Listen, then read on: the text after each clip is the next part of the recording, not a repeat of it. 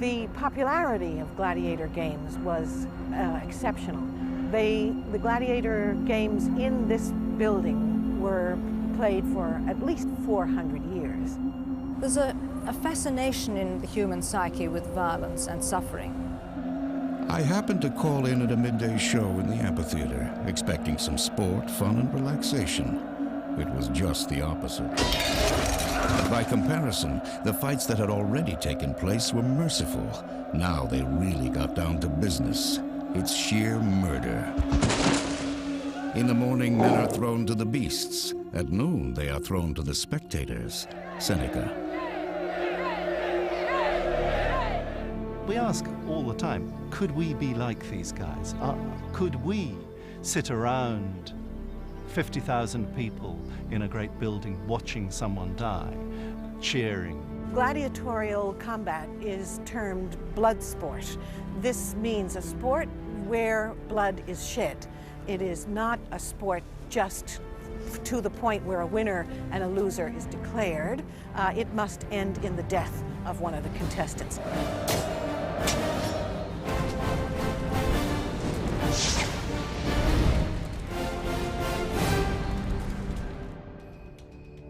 Who were these ancient warriors? Where did these masked men come from, and what kind of life did they lead?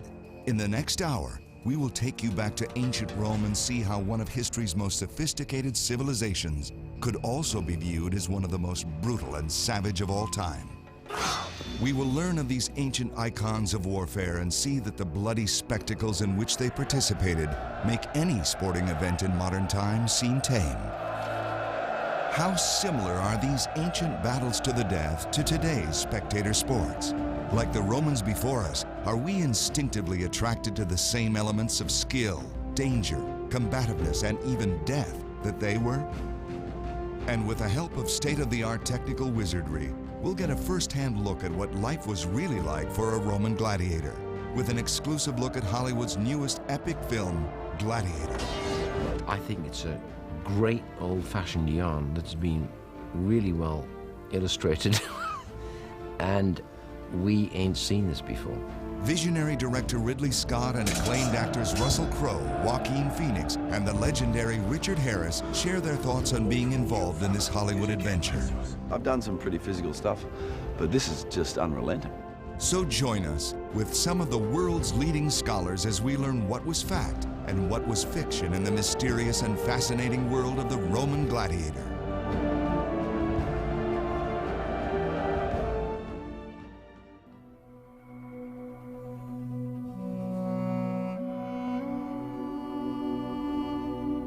To suffer myself to be whipped with rods, burned with fire, or killed with steel if I disobey.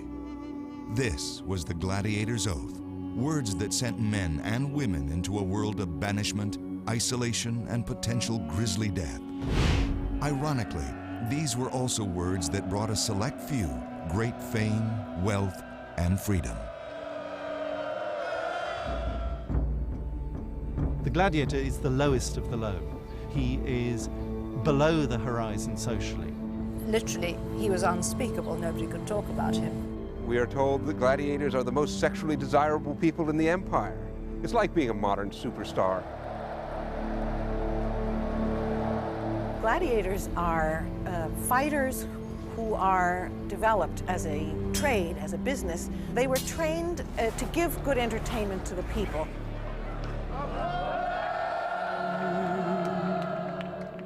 It does people good to see that even slaves can fight bravely. If a mere slave can show courage, what then can a Roman do? Besides, the games harden a warrior people to the sights of carnage and prepare them for battle. Cicero.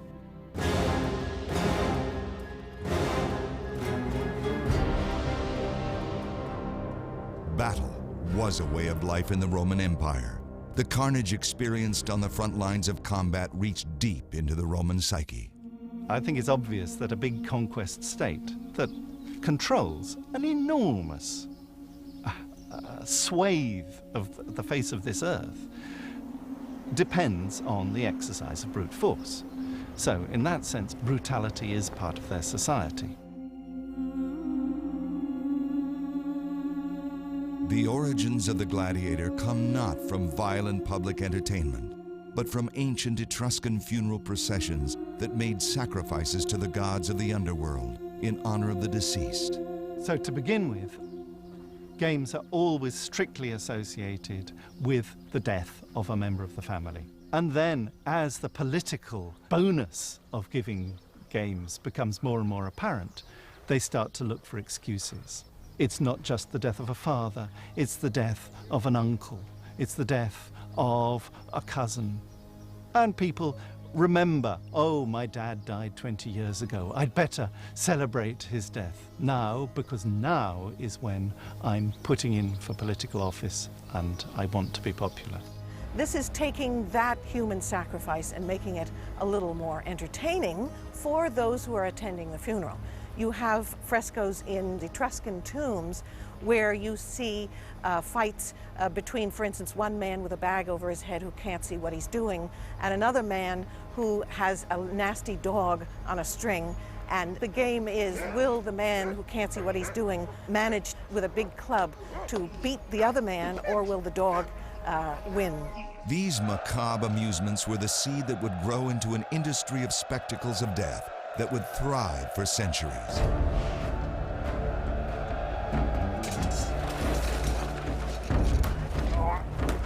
Until this point in history, human killing had only been accepted in wartime. Gladiators became the first human sacrifices in the name of public entertainment. So who became gladiators? Where did they come from, and what was their life like? I gladiatori erano o degli schiavi. Gladiators were either slaves, prisoners of war, people who were condemned to death, or free men who had fallen in hard times.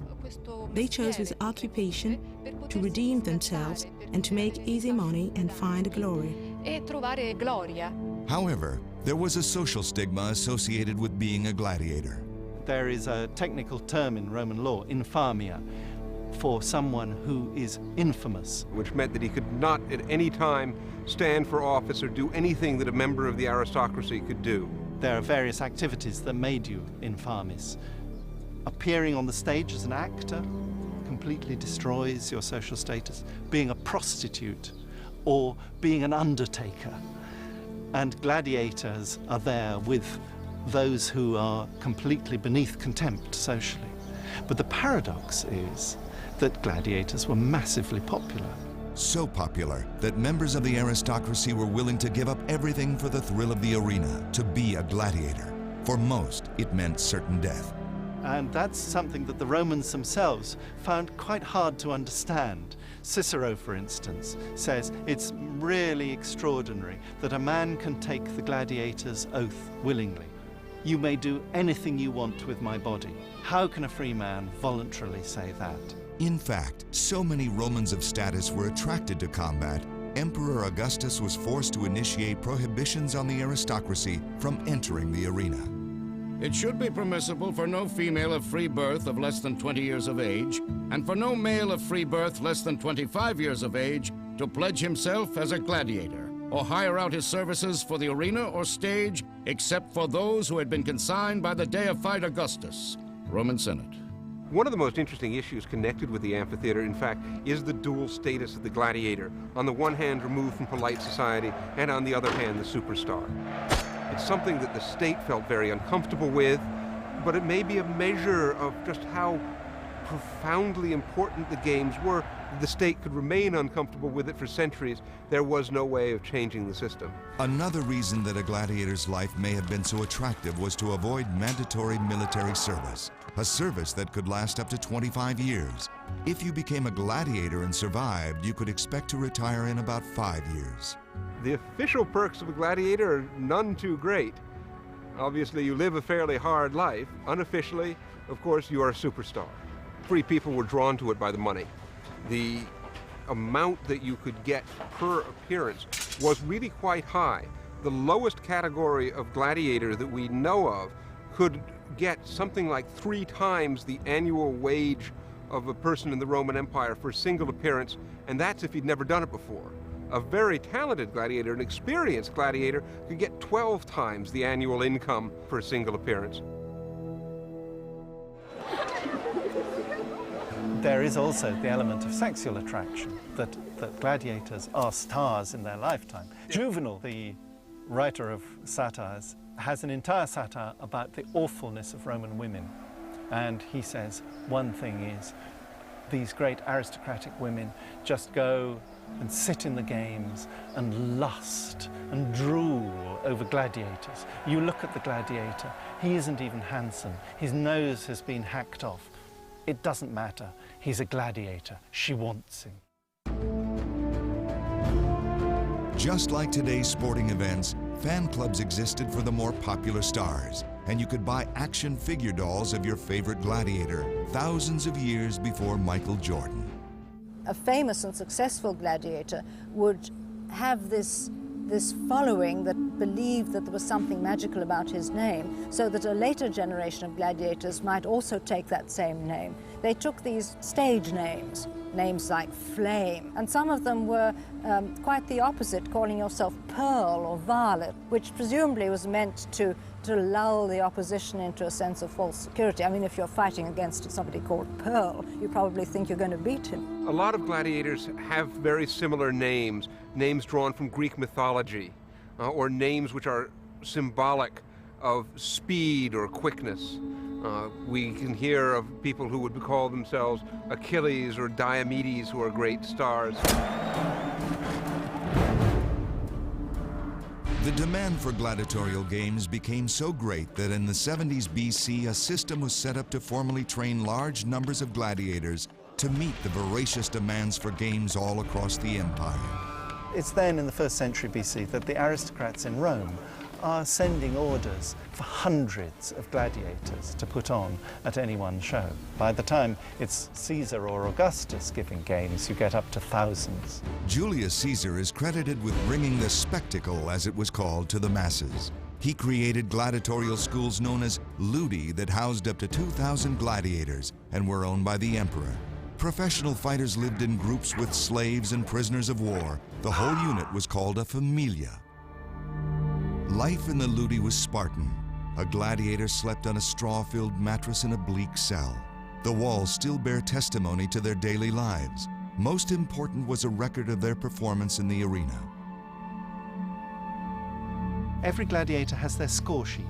They remember exactly how many fights they've been in, exactly how many times they've won, how many times they've been let off. And the more you've won, the higher your status is.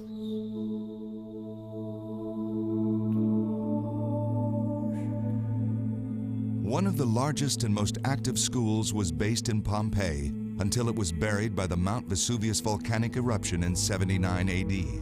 In the 18th century, archaeologists excavated some of the most perfectly preserved gladiatorial artifacts we have today. This archaeological gold mine gave a first-hand glimpse at pristine examples of helmets that featured intricate depictions of famous Roman battles. These helmets have rarely been seen outside of their display at the Museum of National Archaeology in Naples, Italy.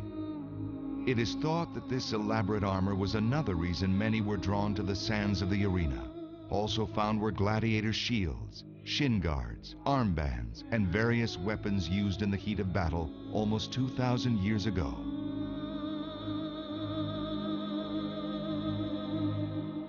The symbol of the Senate, all the power of Rome. It was also in this region that in 73 BC, history's most famous gladiator, Spartacus, led a revolt of slaves and peasants that would change forever the way Roman authorities handled gladiators. Spartacus's rebellion is triggered by the fact that he absolutely rebels against being turned into a spectacle. He doesn't mind risking his life, but he won't be a spectacle, and that must have been a problem above all for these prisoners of war. Holed up in the crater of Mount Vesuvius, Spartacus defeated 9 Roman commanders before he and his clan were slaughtered after 2 years of fighting. From then on, gladiator training camps were guarded 24 hours a day, and groups of men who spoke a similar language were separated.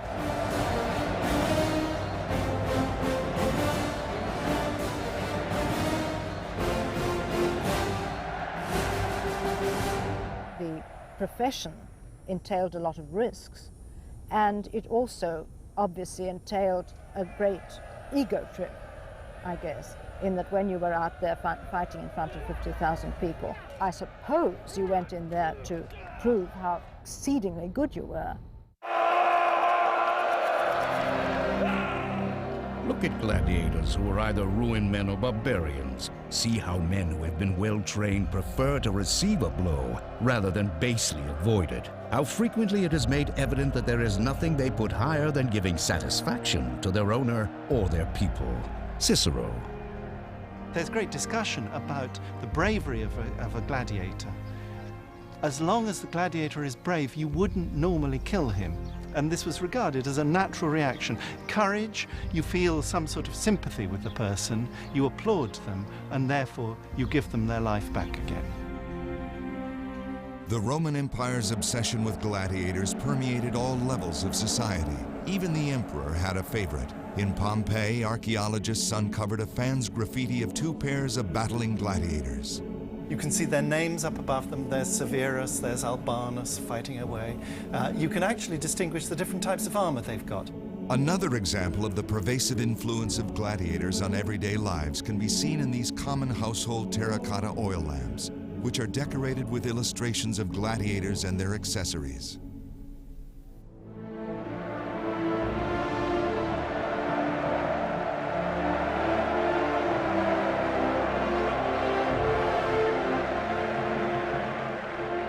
Contrary to popular belief, the most successful gladiators were rarely killed.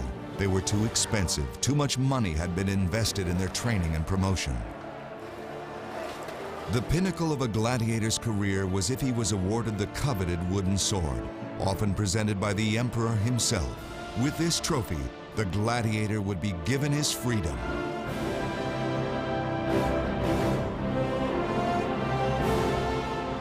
Another way to freedom would be to buy it.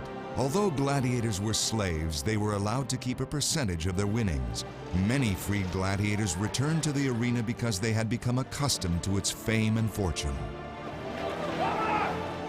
Like sporting superstars today, very few reached the upper echelon. For most gladiators, every match was a fight for their lives. One can only imagine what went through their minds as they walked this tunnel to what may have been their last appearance.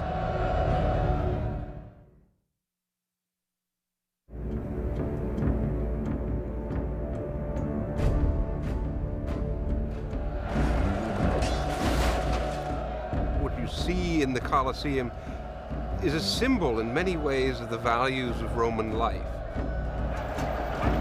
As in all societies, the way that people go about their entertainments is perhaps the best way to begin to look at them and begin to understand what's in the back of their mind. It seems to me that what the Romans regarded as the absolute pinnacle of their civilization is something that we recognize as being thoroughly repugnant and inhumane. And I think it's very important for us to look hard at why the Romans thought what they were doing was acceptable and in fact something to be proud of. At the sight of blood, he drank a deep draught of it in all its monstrous horror and could not turn away. Instead, he lost his reason at the sight of it and took great gulps of madness. He had no idea what he was doing, but he was enchanted by the evil spectacle and became drunk on the blood-stained pleasure. Plutarch. By the 1st century AD, the games had become firmly embedded in the Roman culture. Across the empire, thousands of amphitheaters had been erected for local events. It's very dangerous to think about the Colosseum as though it were the exclusive focus of amphitheater interest, because every little city of any pretension throughout the empire had some kind of space where they could put on these spectacles.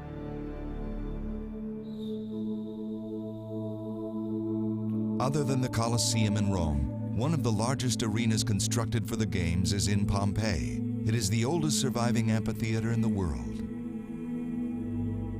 This inscription records the building of this amphitheater in 80 BC, and it's the earliest we have. At the time, they hadn't yet invented the word amphitheater, and they call it a spectacle, spectacula.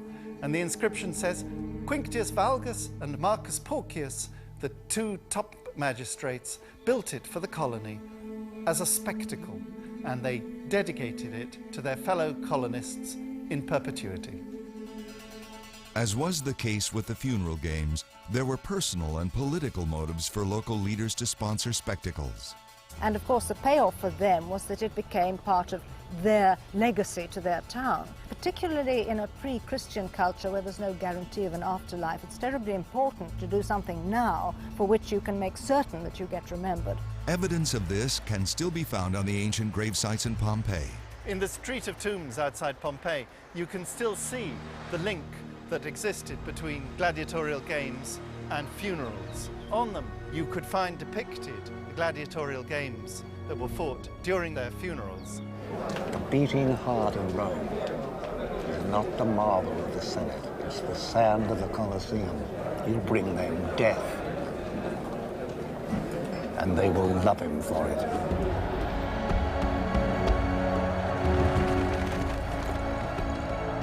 Emperors kept the population of Rome happy by putting on these games. It is a way of keeping you away from the more important issues, but on the other hand, it becomes part of its own political system. To give you an idea of the enduring popularity of the games and the demand for their existence, these spectacles flourished in the empire for almost 700 years, from 264 BC to 400 AD. A lucky spectator attending the events could expect beast hunts in the morning with exotic animals from around the world, public executions at noon, and the highly anticipated gladiatorial battles in the afternoon. You don't just have the games, you have all sorts of ceremonial attached to it. You have a great big procession when all the gladiators dress up in their finest rig. You have a band, music playing, processing down the streets, arriving in the amphitheater. And in the gate, they would go around the arena several times. In parade, they would have a warm-up session. And then after that, they would file in front of the emperor sitting in his box, and then they would declare how they wished to fight, either to the first wound or to the death. It's essential to have as much variety as possible in the games. You don't just want gladiators. You also have acrobats, tightrope walkers. You then cross over between different types. You see if you can get elephants to do tightrope walking. And in 63 AD, a new attraction was added to the games. There were female gladiators. They were regarded as an absolutely special treat. I mean, they're sufficiently rare that you would advertise them up front as something spectacular that you were going to have in the show. Part of the interest, of course, would be that they would fight with at least one breast bare. And you obviously would go partially to see very attractive women in very scanty clothes fighting with each other. The Romans wouldn't have wanted to see a woman fighting a man because it would be an unequal combat and there would be no fun in that. These unusual combatants, such as Amazonia and Aquileia, remained in vogue for more than a century and a half before Emperor Septimus Severus had all female gladiators banned in the year 200. Advertising was important in ancient times. Filling the Colosseum was no problem, but in the outer provinces, attracting enough people to fill a 20,000-seat arena, like this in Pompeii, was a challenge. The entire population of Pompeii was only 10,000. This is the facade of a house that's on the main street of Pompeii, and originally it was absolutely covered with advertisements for games. There will be a procession, a pompa, a venatio, a beast hunt. There will be awnings over the amphitheater, vela. There will be a special kind of beast that leaps upon people who wear turquoise. Also, town criers were used, and a common practice was to advertise on tombs. This, in Pompeii, announced upcoming games that would have 20 pairs of gladiators. In one well-advertised contest in 59 AD, a bloody riot broke out between the citizens of Pompeii and the neighboring town of Nuceria.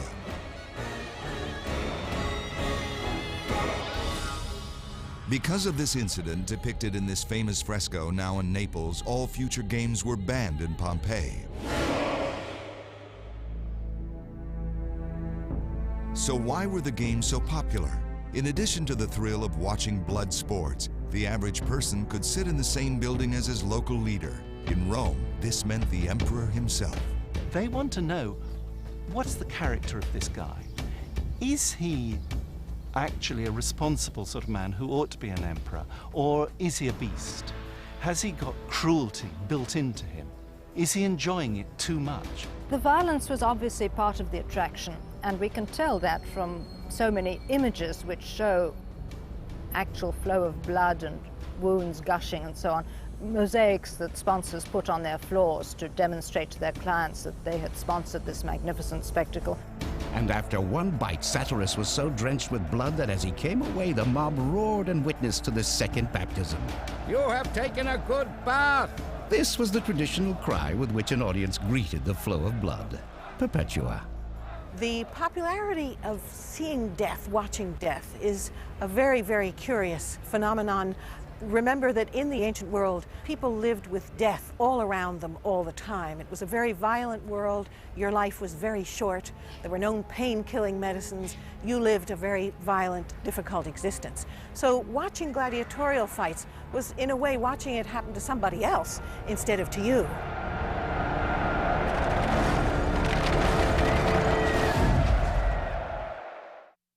Blood sports meant more to the Romans than watching brutal killings. There was also a great fascination with the different armor and weapons of the gladiators and how well they stood up against each other. You could have a retiarius who was very vulnerable because he had no armor at all, except for a very small shoulder guard. And he was pitted against a heavily armed gladiator who was virtually impregnable, but of course weighed down by his armor, so he couldn't have the mobility that the retiarius had. The retiarius, or netman, carried a trident, a dagger, and a net with edges that were weighed down with metal balls like a fish net. His likely opponent would be a murmillo gladiator, sometimes referred to as a fishman, because his processional helmet had a fish on it. These two types were representative of the two major categories of gladiators. There were the paramulati, who had small shields and light armor, and the scutati, who had big, heavy shields and much armor. Within these categories were gladiators that fought with a very specific style and dress based on nations the Romans had conquered in battle. Also, you could fight on horseback, and those are the andabati, who would go into the arena with a blindfold on themselves and on the horse, and they would just go at each other, whacking right and left and waiting to see which bit they chopped off. The most common encounter was a simple duel between two gladiators. There's evidence that amphitheater bands were present to play music to match the mood of the match, almost like a music score for a feature film. A top-ranked gladiator would rarely ever face a foe of equal skill. The most popular stars fought only on rare and important occasions, anywhere from 1 to 5 times a year. Gladiators are highly trained professionals. You have to pay a very substantial fine if you get the gladiator hurt. We get a figure as much as 50 times the rental price. There's a controversy about how many gladiators actually died fighting in the amphitheater. Some people would put the figure as high as 50%. I prefer a figure somewhere between 5 and 10%. It is a fact that gladiators did die. What is not known is the exact manner in which a gladiator was ordered to kill his opponent. Well, we know that when a gladiator had acknowledged defeat, the umpire would appeal to the spectators for a signal as to whether they believed the gladiator deserved a reprieve or whether he had not fought well enough and must therefore be dispatched. If the crowd approved of the way he fought, they would yell, "Missa, missa, he's dismissed, he's free." If instead they did not approve of the way he fought, they would yell, "Jugula, jugula, get him in the jugular vein." The person who has the final decision on life and death is the editor of the games, the man who's put them on.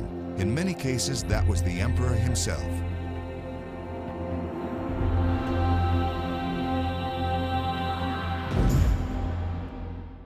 We know for sure that when the gladiator is defeated and asks to be let off, the sign of surrender is putting up a finger or a hand. The literary sources describe the gesture that the man who's giving the games make, and they say pressing his thumb or turning his thumb. Was it thumbs up means you're all right, or was it the other way around?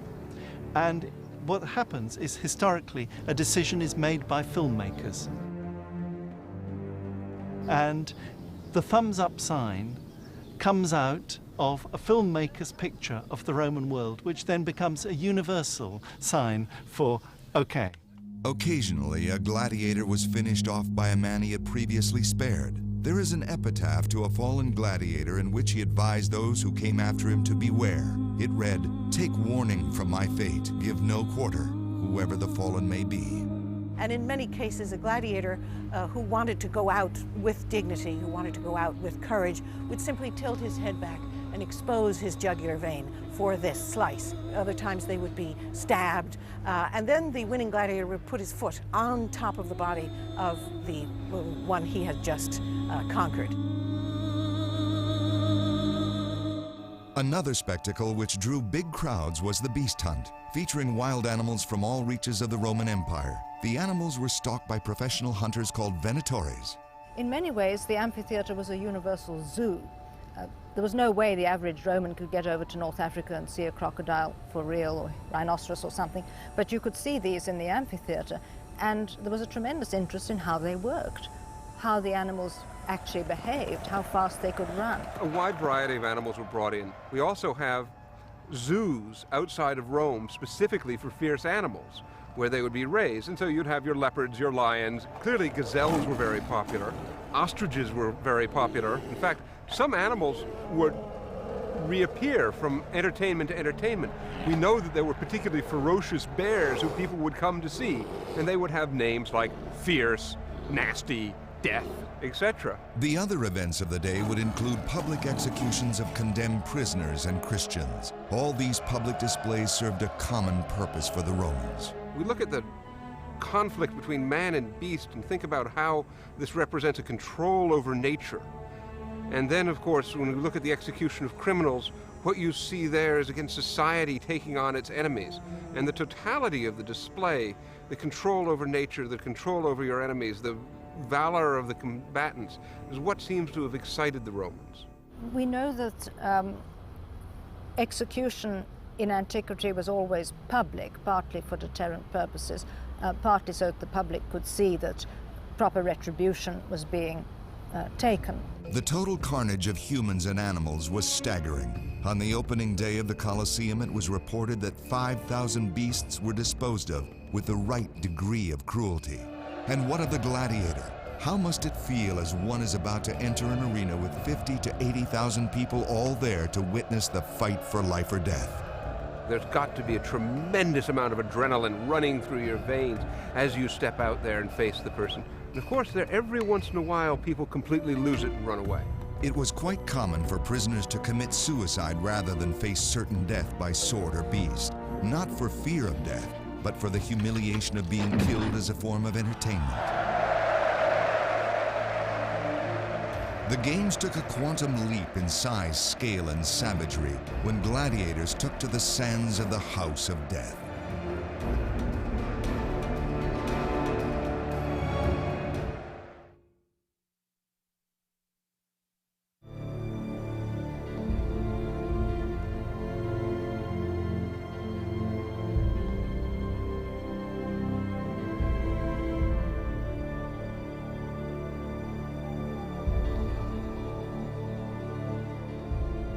A condemned criminal who, hanging on no unreal cross, gave up his vitals to a Caledonian bear, his manual limbs still living, though parts dripped gore, and in all his body was nowhere a body's shape. Martial.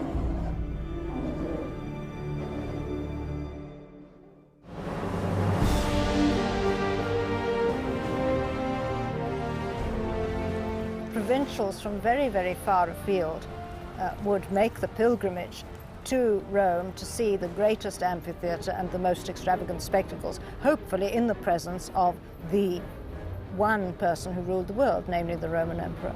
The Colosseum is an absolute feat of engineering. Simply in terms of design and execution, it is one of the greatest Roman achievements. And the paradox is that with all this technology, what they're creating is a machine for killing. It was built to make a statement, and it was built to last. For 20 centuries, we have marveled at its design and have been drawn to it with thoughts of the death and pain that this monument produced. Your Emperor is pleased to give you the Legionnaires of Scipio. The building was opened to the public in 79 AD and was called the Flavian Amphitheater, named after the Flavian dynasty which replaced Nero. In fact, the Colosseum was built directly over Nero's private lake. So by building this Colosseum here, you're giving back to the people all of this piece of downtown real estate, and you're taking private imperial property and opening it for public use. It is also one of the greatest expressions of imperial power just because of the sheer size of the building. The building covered 6 acres, stood 160 feet high, and held anywhere from 45,000 to 80,000 spectators depending on standing room. The Romans wasted no time in offering the biggest spectacles ever staged for its citizens. Rome is the entertainment capital of the world. It is where all the best performers are going to be. It is where the center of entertainment, where the standards are set. It's the LA of its time. In celebrating the opening of the amphitheater, Emperor Titus gave games for 100 straight days and boasted of the 9,000 animals that were killed. Trajan gave one set of games that lasted an amazing 122 consecutive days, in which some claim 11,000 people and 10,000 animals were killed. The scale of these imperial performances is absolutely stupendous. Augustus puts in his will the precise numbers of gladiators that performed in his reign that he paid for, and that is 10,000. Emperors, in a sense, have to compete with each other, with the memory of the games that other people have given. You don't want to get a reputation as a cheapskate. You've got to do at least as well as your predecessor, if not go one better. And if Julius Caesar did what some experts believe was possible, he stunned the Romans when he had the floor of the Colosseum flooded to stage extravagant sea battles reenacted with ships manned by slaves and prisoners. To make it more interesting, the ships would be set on fire as the men battled for their lives. Whether these naval battles ever took place is hotly debated amongst the scholars. It doesn't seem that you could flood the Colosseum. I mean, it's got a wooden floor. If you tried to pour water into it, there's no clear way how you could get it out, and it's not actually clear how you could hook it up very easily to get it in. You can't stage a naval battle in the Colosseum as we now have it, because the underneath part has been turned into beast cages. But in the very beginning, when it was first built, that underneath part hadn't yet been constructed, and at that stage it was possible to flood it. The Colosseum became the template for all other major amphitheaters, and we see later amphitheaters copying the kinds of things that the Colosseum pioneered. And particularly one thinks about the subterranean structures. Beneath the floor of the Colosseum, you'd find a maze of corridors, ramps, lifts, pulleys, cages, and trapdoors, manned by hundreds of slaves to coordinate precisely timed theatrical surprises.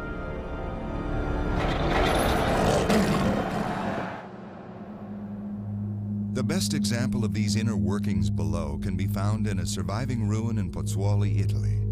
We're actually underneath the arena in this enormous vaulted space, 2 stories high, containing the cages for the wild animals and for the gladiators, who could be let out and sent up through a series of trapdoors to emerge on stage up above us. I think it's important to realize how seductive the amphitheater was. All of the pomp and ceremony, the extravagance of it all must have been addictive. 50,000 Romans watching every movement of your sword, willing you to make that killer blow. Perhaps the main thing is the sudden sense that you get when you enter a building like that of being part of a suddenly created society that has come there with a common interest. And a shared passion even prompted some emperors to enter the arena.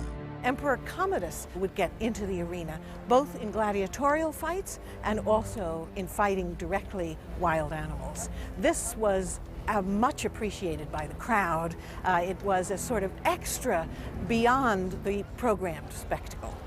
Commodus is a huge, heavily muscled person with a thick neck who, it was rumored, might possibly be the son of a gladiator and the very promiscuous wife of Marcus Aurelius, Faustina. By 2 AD, Rome was home to 1 million people from all over the globe. When it came to entertainment, the games of the Colosseum appealed to all. They can't simply go to the theatre and listen to something in Latin or Greek because they don't necessarily all speak Latin or Greek. Gladiatorial games are wonderfully accessible for everybody, no linguistic barrier, and it's something they can all appreciate, can all participate in. Next to the cost of maintaining the massive Roman army, staging these extravagant games was the most expensive venture for the empire. The games were a multi-million-dollar industry in Roman terms, and there was a huge investment in the entire infrastructure, not just the supply of gladiators and beasts, but also the cleaning of the Colosseum. The whole of the outside of the amphitheater was ringed with service buildings. This included the scenery building, the hospital, the armory, and the huge disposal pit for all the corpses, both animal and human. In addition to financing the personnel in all these departments, hundreds of sailors were employed to man the huge awning that shaded the arena. Spectators were treated to free bread and tokens that could be cashed in for large gifts, even real estate. Amidst the 20 centuries of trash, an excavation of a Colosseum drain in the 1970s uncovered other tokens that were used for a more sinister purpose. And among this refuse were also found little lead tokens which had been sold to people with the name of the gladiator that the person wished to die. And so these are sort of bad luck tokens, much like a sort of voodoo doll. The scale of the killings in the arena increased dramatically. Trajan boasted of 5,000 gladiators in the ring at one time, and the persecution of Christians reached alarming heights. Yet even this didn't satisfy the public's bloodlust. The Romans, the more they watch, the more they see people being killed, the more used to it they become, and the more indifferent to it morally they become. This insatiable thirst for blood had to come to an end, and it did. But the connection of violence and public entertainment has continued to thrive and can still be found in modern sports today.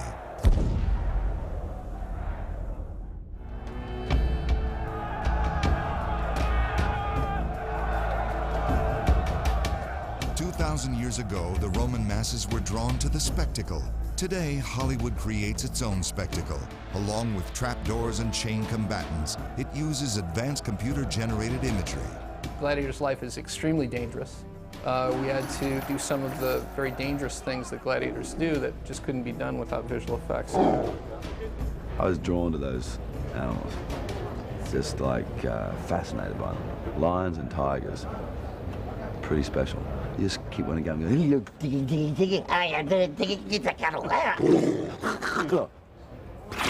You've got to be constantly aware, remind yourself what you're dealing with. Because if he gets a hold of you, you'll be dead in a second.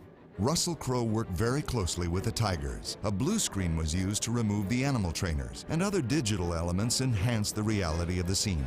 We replaced the team that was holding the tiger. And we also did some atmospheric dust where we dusted up the whole plate and did things like extend the shadows to make it look like the Russell Crowe and the tiger are nearly in contact.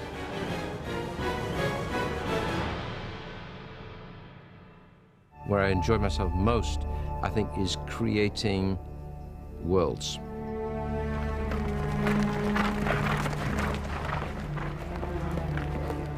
Sometimes new worlds, i.e. science fiction, or recreating worlds which is historical. And this is a world I hadn't ever thought about. I mean, how often you get to build the Colosseum, do the German front in the Danube where you have thousands of troops fighting. Cut! One more!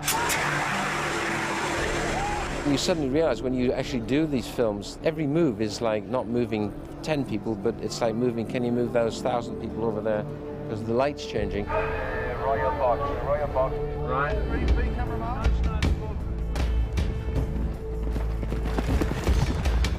It's been a long time since a film of this subject matter has been made on this scale. Crowe and director Ridley Scott are part of an impressive team making the first Gladiator film since Spartacus 40 years ago. It's going to be a magnificent marriage of old-fashioned filmmaking values and absolute cutting-edge technology in terms of the computer work that we're doing on the film. At my signal, Unleash hell.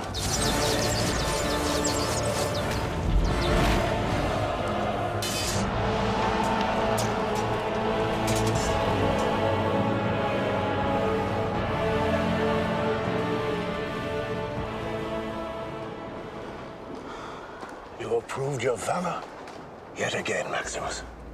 He's the general of the army and is the hero of our story. Well, Max goes on a very strange journey because at the beginning of the film, he's the general in the army who doesn't really want to be there anymore. How can I reward Rome's greatest general? Let me go home. Richard Harris portrays Emperor Marcus Aurelius and Joaquin Phoenix his son, Commodus, the heir apparent to the Roman Empire. Have I missed it? Have I missed the battle? You have missed the war. I've always been envious of him. He's a man of honor and great inner strength. Clearly, Marcus Aurelius would have preferred Maximus as a son. The Marcus Aurelius character is, you know, conscious of the fact that his son is, in quotes from the film, is not a moral man. So the son's assumption that he would step into the shoes of his father was absolute. So it begins where the father says, "You will not be emperor." Which wiser older man is to take my place? My powers will pass to Maximus. But Commodus had other plans for the general and his family. Right until dawn. And then execute him. Look at me! Promise me that you will look after my family. Your family will meet you in the afterlife.